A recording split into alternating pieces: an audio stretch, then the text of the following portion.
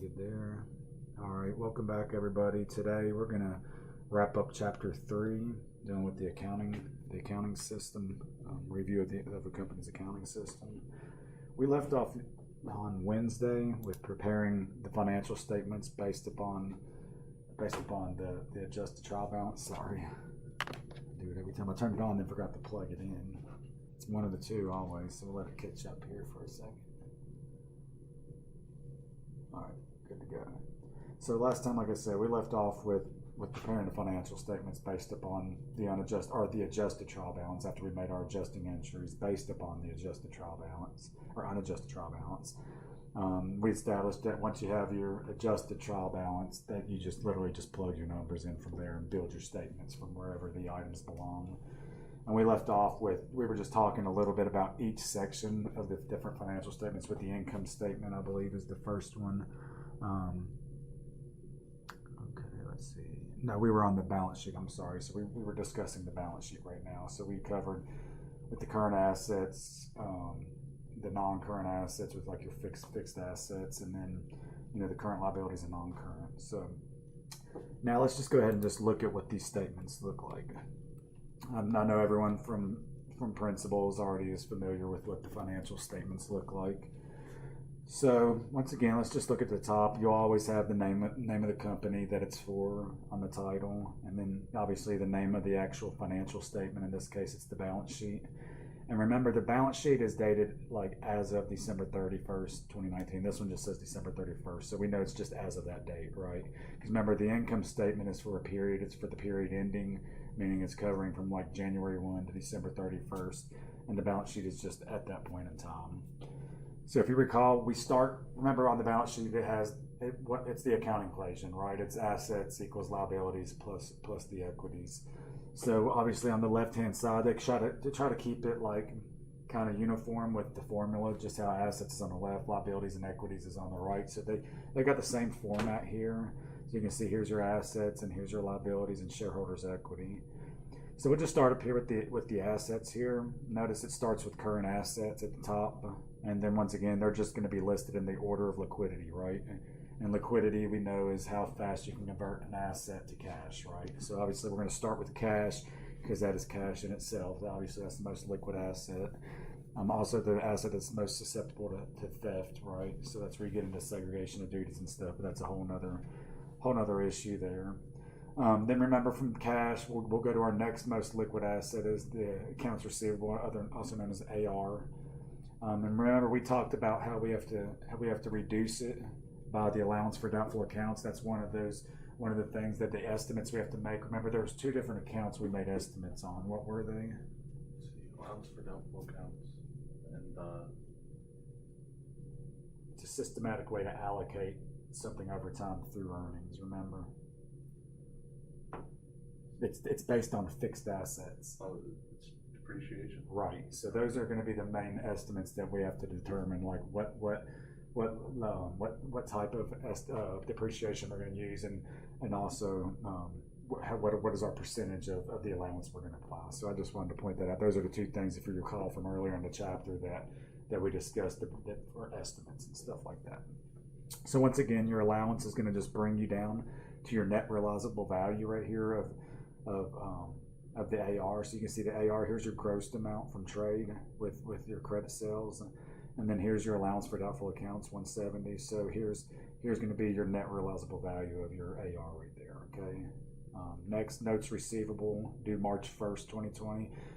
If you notice here, we have let's see here, we have like notes payable, notes receivable. So notes receivable due March 1st. Notice that's a lot of times notes is going to be like a long term, but in this case it's due March 1st of 2020, so it's within the year, right? So it's going to be a current asset because of that. Let's see here. Interest receivable, we know what interest is. Inventories, we know inventories is a current asset. Prepaid insurance, we also know that's going to be a current asset as well. And remember, prepaid insurance is actually where we just pay up front, remember, and it's for a future period, and then we reverse it. That's going to be our adjusting entries on those. So then obviously we'll just have our total current assets section here. From there, we'll have the non-current assets, and we know that's just PP&E, the property, plant, and equipment, right? and then we just have those listed down here, like first land, and remember 1,500. What's land is carried at a unique value, right? What is land carried at? Historical cost, right? It's not adjusted for appreciation and values or anything like that, or inflation. And land is what land is unless we dispose of it or unless we alter the position of it to actually build something on it. Next, the building. We know buildings are subject to accumulated or to depreciation, and we know as we charge depreciation expense on every period, that hits our income statement, right? And then that's the debit side, because debits are expenses. And then to build the accumulated depreciation account, that's the credit for that. It accumulates every time that you expense a depreciation into your financial statement. Makes sense, right? So there's the carrying balance of that. And once again, that's the same way that's going to be carried. So here's your actual, cost. It's carried. That's the book value. So cost less accumulated depreciation is how those are going to be carried. Same thing with equipment. Then you'll have your total property, plant, and equipment down here. And then obviously you'll just sum up your total current assets and your non-current assets to get total assets. Then on the right, obviously liabilities. First we have current liabilities. And current liabilities, what's the best way to categorize those? Like how we group them in? Morning. What type of liabilities are usually in there? Well, current would be within the year. Right, it's stuff that we expend to consume or that we not consume, but we expect to satisfy within the current year, the operating cycle, or whichever is longer. And usually those are going to be stuff like a lot of times from like operational stuff. Like you can see here, accounts payable. We know that happens from trade, right? Someone's lended us credit, and they've like a lot of times inventory purchases, so that'll be stuff like that. So a lot of with our trade partners, salaries payable. That's for our employees that earn their wages over the period. So that's an operational thing too. Income taxes payable. We know a lot of time that's based off of payroll as well, with your federal unemployment, your state unemployment, and your match of your Medicare and Social Security. Unearned rent. We know what that is. Someone's paid us up front, remember, and we have to defer the recognition of revenue because we haven't earned it. That's what that is right here. And then we'll have our total current liabilities right here. Next, obviously, we have our non-current liabilities. Remember, these are by default, the category by default. If they're not current, meaning they're not going to be satisfied within within a year of the operating cycle, whichever's longer, then by default they're non-current, right? So here we have notes payable due March 30th, 2021. And here we have interest payable due March 30th, 2021. And that's, in this case, that's all the long-term liabilities, okay? I want to just point out something here, just as a reminder. Remember, when we have like long-term notes payable, remember that we have to separate the portion that is due within the current year. So in this case, it says it's due March 30th, 2021. So we know that's not going to be the following year because this is the balance sheet for 2019, right? So if this would have said 2020, it'd be in the current liabilities section because we would have to satisfy within a year, right?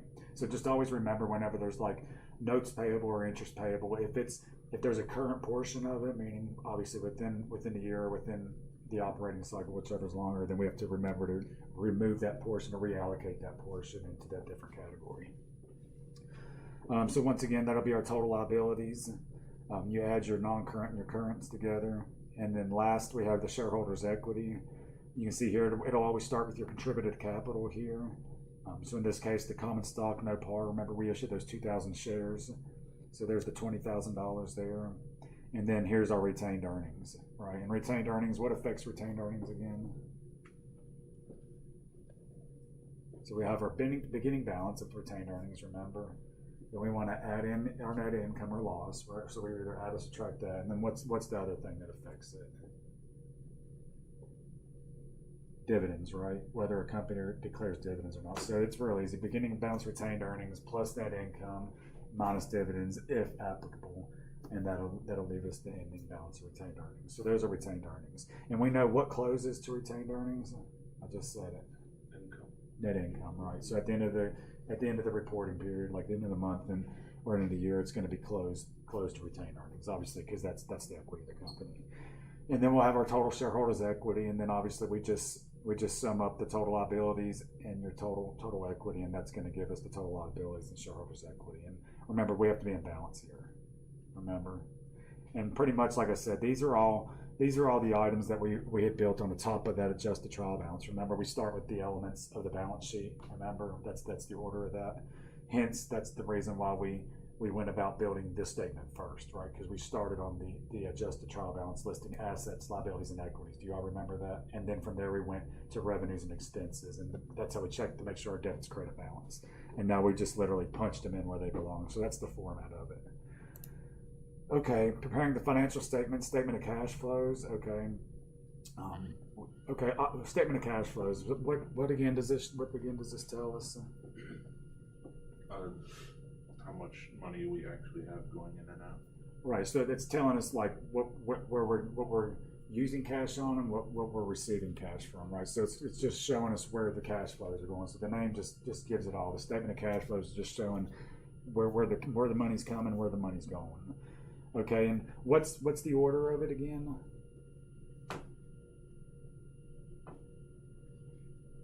Remember, there's a little OIF. What does OIF stand for again? That's the best way to remember. Just OIF, OIF. Operating, investing, financing. Remember, because they're tracing the three different types of activities within a business. There's only three types. When we're spending money or receiving money, we're either doing it for operational purposes, investing purposes, or financing purposes. So just remember that. So we always start with operating activities, okay? And I just want to throw this out here now. We're not going to get into it right now, just for a little heads up for the future. Operating activities, you're with FASB, with US GAAP, they permit two different ways of preparing the operating section. Okay, one, you have the direct method, and which is just showing directly where cash go. So if it was wages payable, then it's going to show exactly where wages payable is as an outflow. If we're receiving money, it's going to come in as receiving. So that's the direct method. Okay. Or you can use the indirect method. And the indirect method is pretty much just the reconciliation of net cash flows provided from your operating activities. And we'll get into those later in the semester. I just wanted to point out that operating activities of the statement of cash flows, you can either do it with the indirect or the direct method.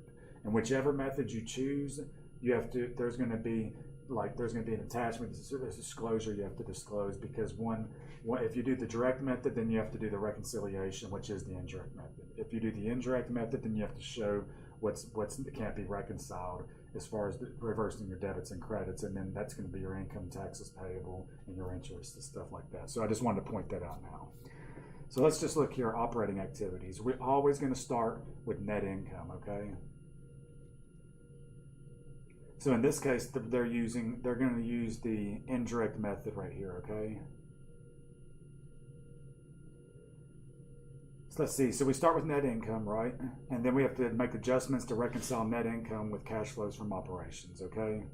So depreciation expense building, it's showing that we're adding it back. Why are we adding both these depreciation expenses back to net income right here? Just how much you get for it. Do I know? Is it just how much you get for the Think about depreciation expense, okay? When depreciation subject, it's applied to fixed assets, right? That's where fixed assets are subject to depreciation, right? So when we purchase an asset, whether we issue stock for it or whether we're paying cash for it, whatever it is, we capitalize that asset, right? So we've already sunk the cost for the most part, but we didn't expense it, we capitalized it because it's going to benefit future periods, right? But then when we systematically allocate a portion of, as we consume that asset, because it becomes less productive as time passes, right? Because that's the whole point of capitalizing, is to match the revenues it produces against expenses, right? So when we charge depreciation expense to our income statement for the period, it's a non-cash expense, right? Because there's really no cash leaving the building when we charge depreciation expense. Even if it's going to be an expense on the income statement, there's no cash involved. It's just a systematic approach for management to try to match. Because remember that matching concept from earlier in the semester?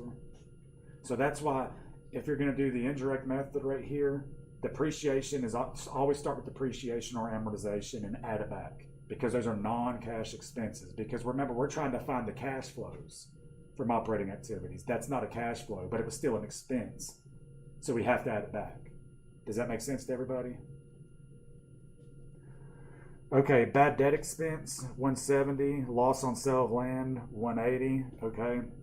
Once again, these are going to be the same things. These are going to be these are going to be the non-cash flows here. So we have to add these back. Okay. Remember, the bad debt expense, we're making an estimate and just charging it as a bad debt expense, and then we're just going to credit the allowance for doubtful accounts. Remember, so that's not a cash flow. That's why we're adding it back. Same thing with the loss on the sale of land, because there's really no cash. We're just absorbing the loss because we've received less cash than what the carrying value is. So we have to add that back as well, because even though we absorbed the loss, there was no cash flow involved. That was the difference between the cash received. So we have to add it back too. Does that make sense? And that'll give us our cash provided or used by changes in operating assets and liabilities. Okay. So okay, now here they have different stuff. I see what they're doing here now. Okay, so now we've got to adjust the other accounts, right? Now we have to make an adjustment for these other accounts right here, the operational accounts. So accounts receivable is an asset, right? Assets are original debit balances. Okay. I'm gonna teach you all a little trick here. I taught you this in governmental last period when doing these with the statement of cash flows for the operating activity section. The quickest way to remember what you either add or subtract is based on whether they're debits or credits. Okay, credits you add back, debits you subtract. Okay, so right here, accounts receivable, since we're subtracting this out, it must have increased with the debit balance throughout the period, so we have to back it out. Interest receivable, it must have increased because if it's a debit balance, you back it out. Inventory, it must have increased throughout the period. It increased with the debit balance. So the easiest way to remember that, debits, you have to subtract out. Okay, so on and so forth. So accounts payable right here, we know that's a credit balance. Okay, so we must have incurred more accounts payable, right? So since it went up with credits, you add it back. Okay, so that's the quickest way to do it. There's a theory behind it, but I'm not even going to try to get into it. The quickest way, I'm telling you, that's the cheap way they tell you for the CPA. Just remember to add or subtract the debits or credits. Okay, debits are subtracted. If it increases throughout the period with the credit amount, you add it back. Okay, and we'll practice that more. I just want to point that out. And then from there, that'll leave us with the net cash used by operating activities. Okay.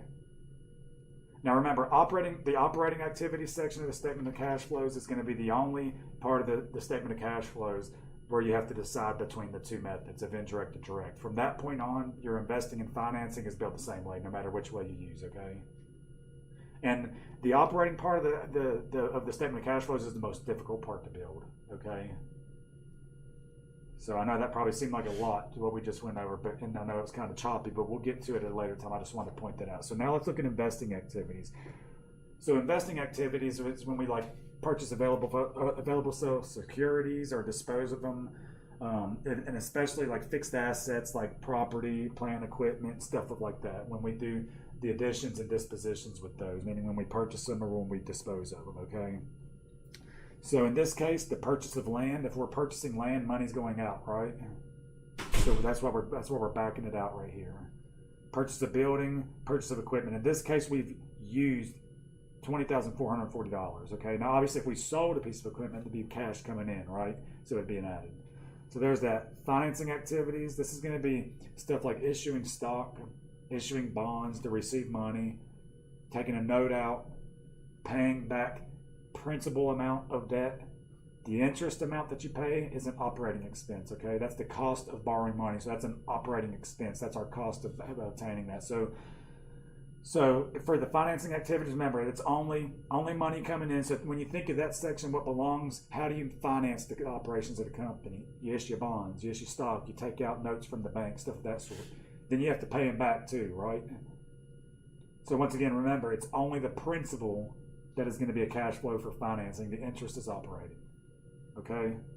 And then from right there, you have your net cash provided from financing activities. And then you'll have your net change in cash. Then you add take your beginning balance, and then you have your ending balance. So that's pretty much it. Statement of cash flows, you just tell them where cash came from, where it's going. You have operating, investing, financing. Operating, you have to choose between indirect or direct. It's your choice. And then the investing financing is the same. And like I said, we'll get into more detail on that later, but that's long and short of what it is. Okay, the closing process. Closing entries, so journal entries that a company makes at the end of the period to reduce the balance in each temporary or periodic account to zero and update the retained earnings account. So what accounts are temporary accounts again? Or I think accounts receivable. No, that's a permanent account. right. So that should go ahead. I'll let y'all if y'all want to throw it out there. So if accounts receivable is a permanent account, what's a temporary account? Accounts receivable is an asset. It's on the balance sheet. So if Right. balance sheets are permanent accounts, your assets, liabilities, equities, then your revenues, expenses, gains, and losses are temporary accounts. Because remember, those are just measuring it for a period, right? So we have to close those accounts. The temporary accounts, meaning your income statement accounts, are temporary accounts. Those close to retained earnings, which is a permanent account because that's a component of stockholders' equity, right? So remember, balance sheet accounts are permanent accounts. Income statement accounts are temporary accounts. That makes sense, everybody? Okay, income summary. An account used to record temporary income statements accounts by reversing their debit balances into credits and their credit balances into debits, with the result credit balance showing the net income for the period or resulting in a debit balance showing a net loss. So pretty much what that's saying is, remember when we're building our income statement, revenues are credits, right? Original credits. Credits increase revenues. Debits increase expenses. Credits increase gains. Debits increase losses. So in order to close those, we just do the complete opposite. So we'll debit our revenues to close them, credit our expenses, debit our gains, credit our losses, and the difference is going to either be, if it's positive, if we have net income, it's going to be a credit to retained earnings. If not, it's going to be a debit showing that it was a net loss. So that's your plug. Make sense? So once again, what are the temporary accounts? What statement are they on? Right, permanent? Right. Okay, post-closing trial balance, prepared after closing entries are made to verify that the debit balances total equal the credit balances total in the permanent account. So once again, post-closing trial balance is just our last check once we close everything out, just to make sure, once again, we're all set. And we should be pretty familiar with the trial balance by this point. Okay.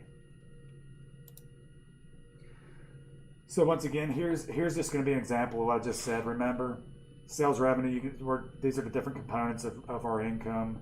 They're original credits, so in order to close it, we have to debit it, right? And then right there, the income summary to close temporary accounts with credit balances, right? Income summary, same thing. Remember, expenses are original, expenses and losses are debit, so we're just crediting it. Same thing I just told you all about it on the last one. Now you're just seeing it. There's the temporary thing. So does that make sense to everybody? Okay.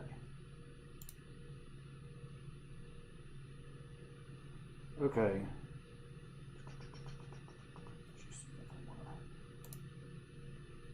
Go ahead and just cover. So worksheet, a spreadsheet, or working papers designed to minimize errors, simplify recording of adjusting and closing entries in the general journal, and make it easier to prepare the financial statements. So step one, we know we prepare the trial balance. Assets, liabilities, equities, revenues, expenses, gains, losses in that order, right? Debits, credits in their original amount. They see if they balance. From there, we enter our adjusting entries. Remember, what are our adjusting entries? We have to adjust what types of entries we made throughout the operating period. We have the accruals, the deferrals, and then we have our estimates based upon stuff like depreciation, stuff of that sort, or allowance for doubtful accounts. So we have to adjust all this stuff, right? So that's the adjusting entries that we had that we spoke about. Like what's one of the deferrals we would have to adjust?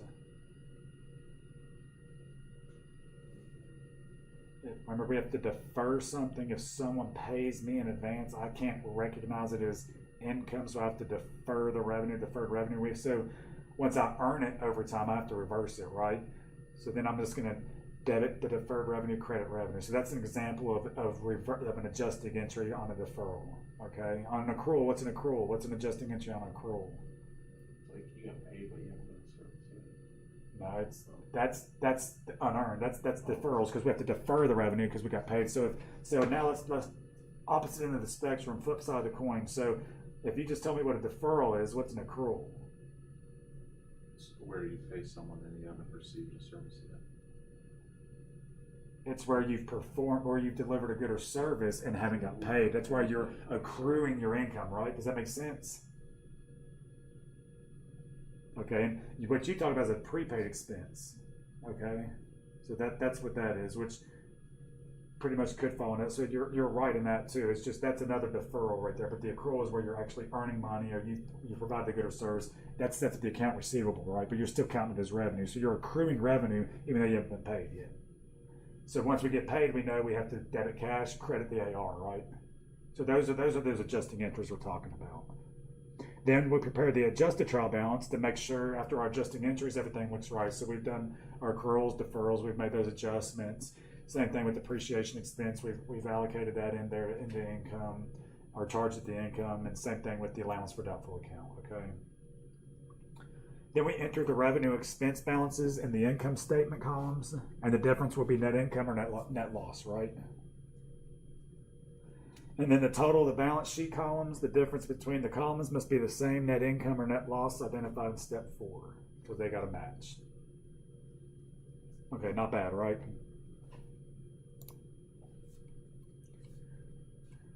Okay, reversing entries. So a reversing entry is the exact reverse accounts and amounts of an adjusting entry. Reversing entries are going to be optional. They're made to simplify the recording of subsequent transactions related to the adjusting entry.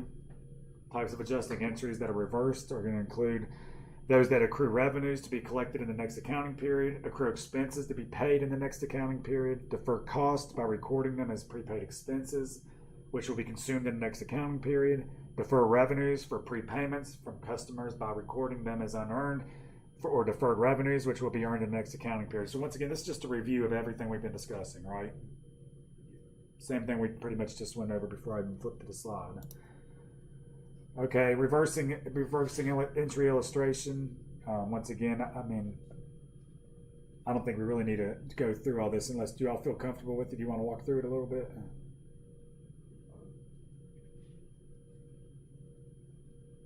Everyone okay? You sure? Okay, subsidiary ledgers. Subsidiary ledgers are going to be groups of accounts, all of which relate to one specific company activity. So they supplement the general ledger to reduce the size of the general ledger, minimize errors, and divide the accounting tasks, keep up-to-date records of credit customers and suppliers. A company still keeps a control account in the general ledger, and the balance must equal that of the subsidiary ledger. So what are we talking about here? A subsidiary ledger compared to a control account. Let's start, I'm going to do it backwards here. Let's start with the control account. What's a control account? Let's just talk about a line item on the balance sheet, okay? Let's talk about accounts receivable. So a control account is going to be the overall account, which is going to control what is provided in those financial statements. So we know on the balance sheet, it's only one line item for AR, right? Like the gross amount. And then obviously I know we have the contra account of the allowance that reduces it to net realizable value. But let's just talk specifically about the gross amount of AR, that first line item, accounts receivable. It'd be like accounts receivable, 10 million, right? But that's based upon a bunch of accounts receivable, right? Yeah.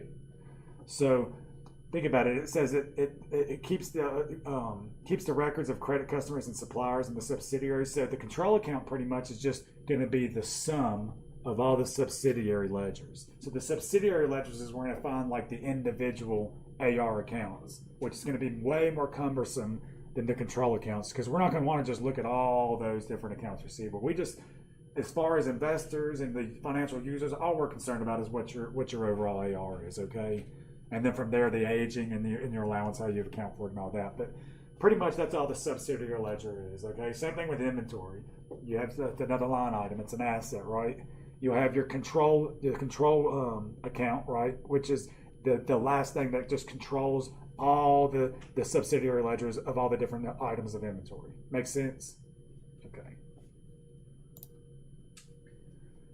Control account, subsidiary ledger illustration. So ending account balances for the general ledger, and they're using the same thing, accounts receivable. The balance is 7,000 here, but then on the subsidiary ledger, we can see the makeup of that 7,000. We know Frank Company owes us $3,000, and Knox Company owes us $4,000. Does that make sense? Okay.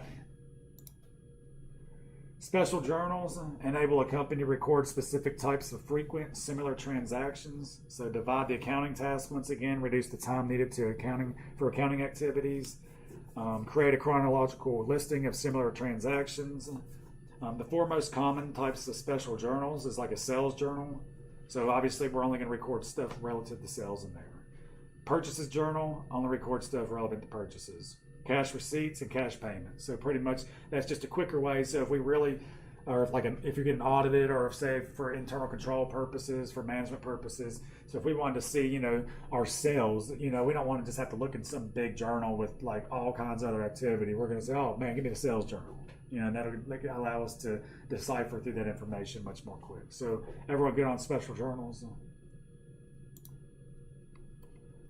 Okay, cash basis of accounting. So obviously this is just going to be revenues are counted in this case when cash is actually coming and going, not when it's earned, right? Because remember, accrual accounting, we're based upon when the expense is incurred or when revenues are earned. Cash, not worried about that. It's when I pay you or you pay me, right? Net income equals net operating cash flow for the period. Obviously this is not going to be allowed under GAAP or IFRS, right? Why do you think GAAP or IFRS does not permit the cash basis of accounting? What does it violate? What principle does it violate, or what concept does it violate of financial reporting? Does it violate the matching? It does. Why does it violate the matching? Because an accrual, you want to match the money you're going to get with when you perform the task, and this you can get cash after you've done something. Right. Exactly right. So on accrual, the reason why it's not permitted is because accrual method, it matches the revenues and expenses in the period in which they're earned, right? So that's the main difference there. It departs from the matching principle. So it distorts the true performance of a company and the true position of a company, because like he said, if I'm going to provide a service to you all, like in the year of January, or in the year of 2019, and you all don't pay me until 20, my revenue is going to be off, because really I earned that money in 19, but under the cash basis I can't count that as revenue until 2020, even though I didn't even earn it there. So it's distorted. So does that make sense? It's just not allowed because of that. Okay, companies may need to convert from a cash basis to an accrual basis.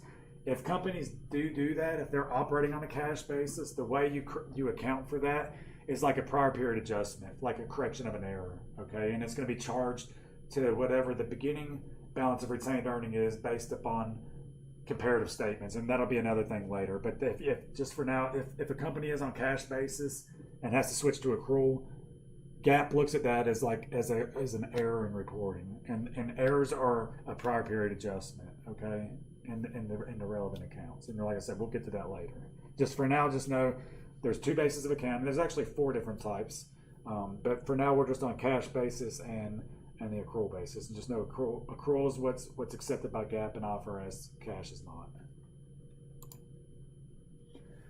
I don't really even see. We really need to. I don't know. We'll go over this because this is important. Adjustments to convert cash basis to accrual basis of accounting. So cash basis collections from customers, the adjustments we have to make is we add the ending accounts receivable and then back out the beginning accounts receivable, and that's going to give us the accrual basis sales revenue. And I know these just sound really, really confusing right now. That's why I'm just going to read through them, but I would suggest to take some time on this chart right here, because this is a very important thing. I don't know if any of y'all are planning on taking the CPA exam or anything, but this is a topic that I know is tested pretty heavily. They want to know, they ask you from cash to accrual to cash. So you have to just be able to just go back and forth on what they'll give you, like a cash basis amount of activity through the year, and then they'll say, okay, this is their cash basis, what's their accrual basis, okay? So payments to suppliers. for the cash basis, we want to add our beginning inventory, back out our ending inventory, add ending accounts payable, and back out beginning accounts payable, and that'll give us the cost of goods sold on the accrual basis. Payments for other operating costs, add beginning prepaid expenses, back out ending prepaid expenses, add ending accrued expenses, and back out beginning accrued expenses, and that'll give us our operating expenses, except for depreciation. And I know that sounds like a lot, but really just the only way to really even get that is just to really just sit down and just think about what every single step is happening right there. In terms of this class, if I would ask you something like this, it would probably be in just a multiple choice format, and you wouldn't have more than like one problem on it if that would be the case. So you might see that on the exam, and like I said, I will let you know if it's going to be on the exam or not prior to. And Will's had me before; he knows I give pretty detailed exam reviews of what to expect on the exam. So there's no curveballs. You know, if you're keeping up with what we're doing, it really you should have no problem on the exam. So I'll let you know if we need to expect that. Okay, so I just want to do something a little different since it's a holiday weekend. Obviously, we're not going to have class Monday, right, in observance of Labor Day. So I'm not going to see you all again until Wednesday. So what I want to do, I purposely did not post homework, chapter 3 homework and chapter 3 quiz. So what I want to do is just kind of have like a little discussion here about this chapter a little bit. And I'm going to count that as your homework and your quiz to give y'all a little break over the weekend. And then also if there's anything you're struggling, that frees your time up. If there's anything you're struggling on from the first 3 chapters we've covered, it'll give you an ample amount of time to go over it prior to coming back on Wednesday without having any busy work to be done. So let's just talk about so statement of cash flows. What's the purpose of it? Go ahead. To report on like transfer of cash or money, like going in and out. Right. What are the 3 different sections of a statement of cash flows? Operating activities, investment activities, and financing activities. Right. Okay. What elements are on a balance sheet? The permanent. They're the permanent accounts. What type of accounts can we see on there? What type of elements are on there? Liabilities, shareholders' Okay. How are assets listed on a balance sheet? What order are they listed in? Liquidity. Order of liquidity, right. So we have two different types of assets. What are they? They're listed in 2 different types. current and non-current. Right. What makes an asset a current asset? If it's in that like fiscal year or Right. So within the operating cycle or within a year, whichever's longer, right? Okay. Non-current assets. What's the main type of things we're going to see in non-current assets? Property, plant, and equipment. So PP&E, property, plant, and equipment. Okay. What's the only fixed asset or the only component of your non-current assets that is not subject to depreciation? Land. Land, because it's carried at what? Historical. Right. What is subject to depreciation? Property, plant, and equipment. Right. Right. Okay. What about your liabilities? We have 2 different sections of liabilities. How are they labeled on the balance sheet? Current and non-current. What stipulates whether they're current or non-current? Same thing. so you pay in the year. Or the operating cycle, whichever's longer. And then so the non-current is by default, right? So if it doesn't fall within the current liability section, then by default it's non-current, right? Okay, if we have a note payable to a bank, right, and there's a current portion due, meaning it's going to be due within the current year of the operating cycle, what do we have to do with that? If it's labeled as non-current right now, what do we have to do with that portion that is going to be current in that period? You have to separate the current part out and put that in current. Right, and we have to do that every time. So we have to really pay attention to the dates of when stuff is due. Okay, okay. So now let's talk about just shareholders' equity. What are some of the components of stockholders' equity that we would expect to see? Your sales on stock, The issuing, issuing. the issuance of stock. What's another one? Bonds. Bonds is a liability. That's going to be in the non-current liabilities. Remember, this is equity. So stock. Remember, what's another one? We close income to it. Retained earnings. Retained earnings, right? There's other components. We'll worry about that later. Okay. Income statement. Let's talk about that for a minute. Does the income statement measure something for a period of time or as of a date, as of a point in time? So for the year. It's for the year ended. Why is it for the year ended? It resets every year. Right, and it's for the year ended because we're measuring the performance from a period of time, right? For the year. Okay. Let's jump back to the balance sheet. It's what? Is it a point in time or is it for a period as well? A point in time. It's as of, right? We can see on the title, it's as of because it's showing what of a company. The balance sheet shows what at that point in time. If the income statement shows the performance of a company, how it's performing, whether it's making money or losing money, then if it's at a point in time for a balance sheet, what is that information that's telling us about the company? The company's position. The financial position. So statement of financial position, statement of, Like you know, if we're in the red, hmm. like if we're in the red or not. It's going to just show the position or the actual strength at a point in time. Okay, because and it makes sense because it's the assets, liabilities, and equities, and we know that equities is just net assets. So it's just equities is just the owner's rights to assets after liabilities have been satisfied. So that's why that's the position or the strength of a company at a point in time, and for a period of time on the income statement is just the effects. That's why the operational accounts, when we close them to equity, that's showing the changes in equities based upon whether we make or lose money in a period. Make sense? So on the income statement, what do we usually start with? Revenue. Revenues are they a debit or credit balance? What increases revenues? Revenues or credits. Credits, right. Now, after revenues, we usually have what? Expenses. What? Let's say we're a manufacturing firm or a merchandising firm or a distributor or something like that. So what's our next thing we're going to see? It's based upon inventory. Inventory changes to it when we sell it.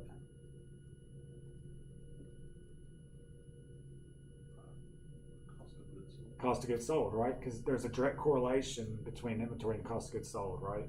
So when we sell a piece of merchandise, we charge a cost of goods sold and we reduce our inventory, right? We'll debit cost of goods sold, credit inventory. That reduces inventory on the balance sheet, increases your expense of cost of goods sold on the income statement. Okay. From there, from sales to cost of goods sold, what's that going to leave us? What's a measure? Oh, right there. It's a measure of what we're making. What's the name of it? Gross profit, right? Difference between your sales and cost of goods sold is gross profit. From there, how do we get the operating income? What items do we have to back out from there from gross profit? It's more expenses. What type of expenses? If we're going to get the operating income, then what do we have to back out? Administrative. The operating expenses. There's two components. As far as GAAP's concerned, it's selling and general and administrative, okay? Selling being like marketing, advertising, stuff of that sort. Your sales force, like people on sales, earning commissions, everything.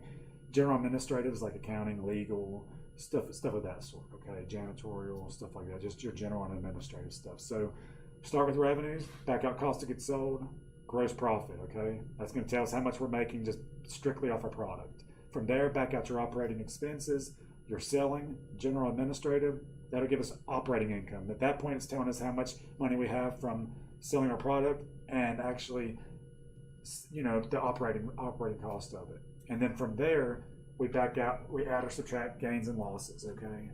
Which are going to come from like dispositions of our property and from like holding gains or losses from holding securities. From there, what's that amount going to leave us after we add our gains and losses from operating income? What's the next step there? What's the next line item that we would see?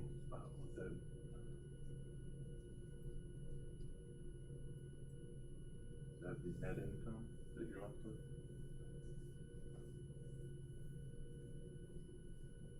It'd be income before taxes, right? And then from there, what do we have to do? What's the next thing we would see so if we have income before taxes, what's the next thing we have to do to get the net income? we have to apply the corporate tax rate to it, right? We have to take out the income taxes, in this case 21%, and then we have net income. Make sense? Okay. Let's see here. So what's an example of a deferral?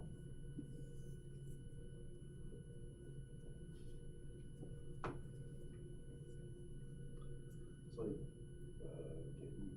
getting paid, but not on the service yet. Right, where someone's paying, I'm paying you all up front. I'm paying you to come and build me a deck, okay? And I'm going to just pay you all up front. You can't count that as revenue because you haven't done anything to earn it. So you're going to still take my money. You'll debit the cash that your assets going up, and you're going to credit unearned revenue because it's a liability because you still owe me your labor, right? What's an accrual?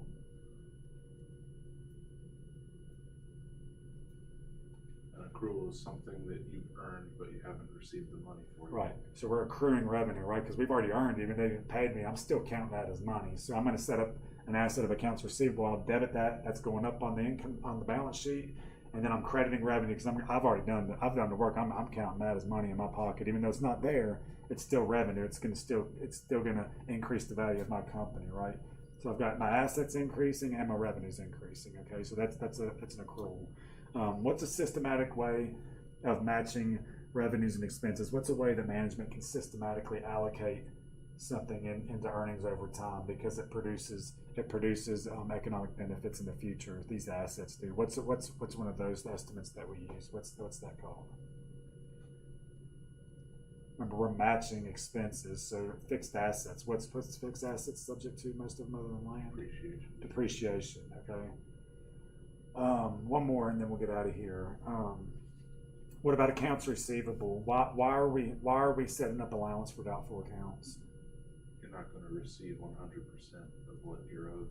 Right, because we're extending credit, right? And we know no one's ever going to pay all their bills, so that's just carrying it at net realizable value, so it's not overstated, which keeps us in conservatism, right?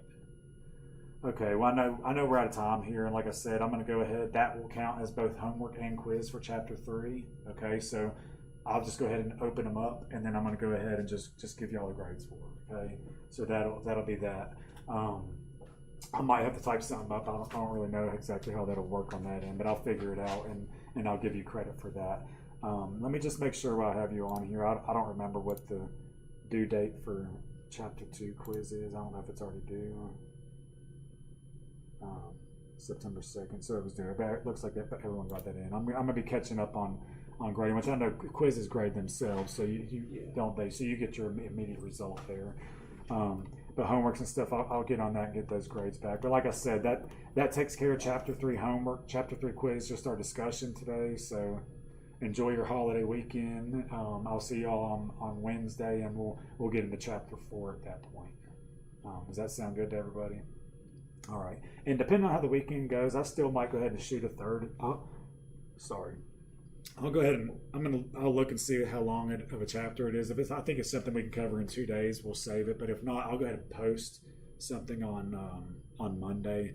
That way, or Monday or Tuesday. That way, y'all have the first part of the lecture. But so just be on the look at it. So obviously, by default, if I don't post it, then that means we'll just pick up Chapter 4 on Monday. And either way, we'll either continue on with Chapter 4 or we'll pick it up on Wednesday. On Wednesday. So like I said, that's all I have for everyone. I appreciate y'all showing up. Appreciate y'all talking and having conversation. It makes it better for me too, having everyone talk. So I appreciate it. And I feel like it's a much better learning environment. So like I said, that's Chapter 3 homework, Chapter 3 quiz. Both y'all get 100 on it. So like I said, enjoy y'all's weekend and everything. And I will see y'all on Wednesday. Okay. Do y'all have any questions on anything? Yeah, everyone good on everything? Like the content so far? Okay, awesome.